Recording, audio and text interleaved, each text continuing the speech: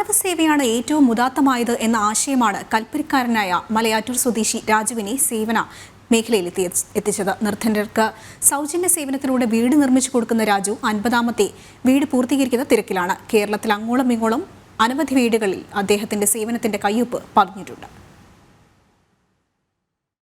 മലയാറ്റൂർ സ്വദേശി രാജു ഒരു അസാധ്യ കൽപ്പണിക്കാരൻ മാത്രമല്ല, മനസ്സിൽ നന്മയുള്ള തികഞ്ഞ മനുഷ്യസ്നേഹി കൂടിയാണ്. നിർധനർക്ക് സൗജന്യമായി തന്റെ അധ്വാനം ചിലവിട്ട് വീട് നിർമ്മിച്ചു നൽകുന്ന സൽക്കർമ്മത്തിലേക്ക് രാജു എത്തിയിട്ട് ഇത് 10ാം വർഷം. 50ാമത്തെ വീടിന്റെ നിർമ്മാണം ഏറ്റെടുത്തിരിക്കുകയാണ് ഇദ്ദേഹം ഇപ്പോൾ. 2013 തുടങ്ങി മനസ്സിലൊരു ആശയം തോന്നിയായിരുന്നു, ഇങ്ങനെ അധ്വാന സേവനമായിട്ട് കുറച്ച് വീടുകൾ നിർമ്മിച്ചു കൊടുത്താലോ എന്താണ്. അങ്ങനെ ആദ്യത്തെ വീട് കിഴക്കമ്പലത്താണ് സ്റ്റാർട്ട് ചെയ്തത്.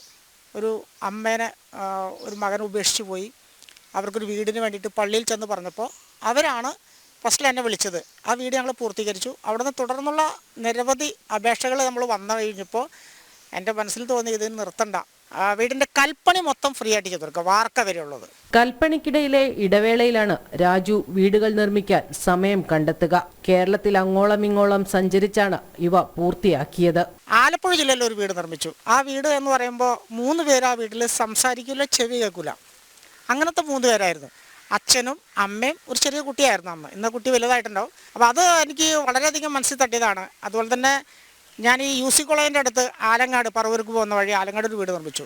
അത് ഒരു അച്ഛനും അമ്മയും 2 കുട്ടികളും ഒരു ചെറിയ ഷെഡിൽ മഴ വരുമ്പോൾ വെള്ളം തെക്കിക്കളഞ്ഞിട്ടാണ് അവരതിൽ കിടന്നുകൊണ്ടിരുന്നത്. 2 വൃക്കകളും തകരാറിലായ ഏലുപറമ്പിൽ അനിൽകുമാറിനാണ് രാജു 50ാമതായി വീട് നിർമ്മിച്ചു നൽകുന്നത്. നമുക്ക് സുഖമില്ല, അതുകൊണ്ട് എന്തെങ്കിലും സഹായങ്ങളൊക്കെ കിട്ടാൻ പണിയൊന്ന് തീർത്തിടണം. ഇപ്പം തന്നെ പോകണം എനിക്ക് ആശുപത്രിയിൽ. ആഴ്ചയിൽ 3 ദിവസം കൊണ്ട് IRS. നിർധനരെ സഹായിക്കാൻ ജീവിതത്തിന്റെ ഏറിയ പങ്കും മാറ്റിവെച്ച ഈ 63കാരൻ മികച്ച ഒരു വാസ്തുവിദഗ്ധൻ കൂടിയാണ്. ജനം, കൊച്ചി.